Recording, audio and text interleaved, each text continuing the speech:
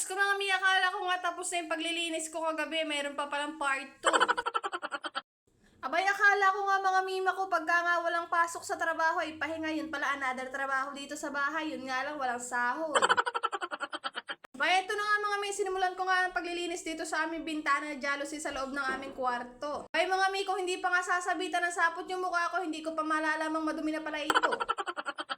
Sobrang dami ng sapot mga mi, ang dami na rin gagamba, PM na nga lang sa bibili. Hindi ko na nga lagi nalilinisan ito dahil meron nga kaming kurtina na katabing dito kaya naman hindi mo agad makikita yung mga dumi. Tapos hindi rin naman namin araw-araw binubuksan itong aming bintana. Kaya madalas talaga hindi na namin napupunasan itong aming bintana dahil medyo pagod na nga rin kami pagkakagaling namin sa trabaho. At iisa-isahin ko nga lang pala itong punasan.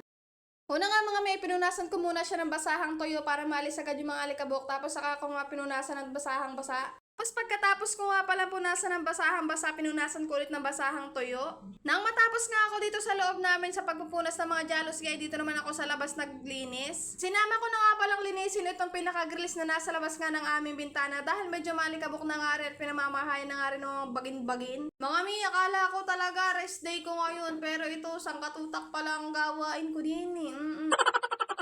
Ay sabi nga ng asawa ko, mga mima ko, panay daw ang dada ko, panay din naman ang gawa ko. Ay sabi ko naman, sino ba namang gagawa nito? Wala namang iba kundi ako.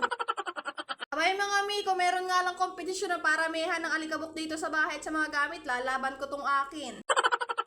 Kung hindi pa siguro mainit at alikabok ang ibubuga nitong electric pan ko, hindi ko pa to lilinisin. Abay sa dami ng dumi sa mukha ko, dadagdagan mo pa. Ito nga pagkatapos ko nga lang pagpagan itong aming electric pan yung labas at loob ay nilagay ko na nga uli yung takip nito. Hindi ko nga pala ito pinupunasan ng basa o kahit anong basahan nga dahil nga may posibilidad na mga lawang ito kaya puro pagpagla ang ginagawa ko. Sobrang dami ko na nagawa mga mi, gusto ko naman magpalamig kaya ito't mag-shake nga ako ng mangga gamit nga itong blender na binigay ng aking biyanan.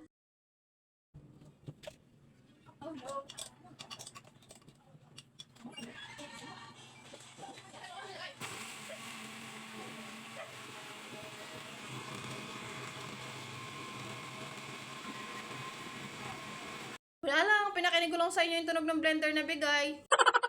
Bakit pinagmamalaki pa nga sa akin ng tenderang binilhan ko nga ng mangga na masarap daw yung mangga niya dahil galing nga daw Davao. Nung tikman ko, Diyos ko, mas maasim pa sa kilikili ko to. Bakit ganito talaga kapag bago ang gamit, talaga namang alagang-alaga.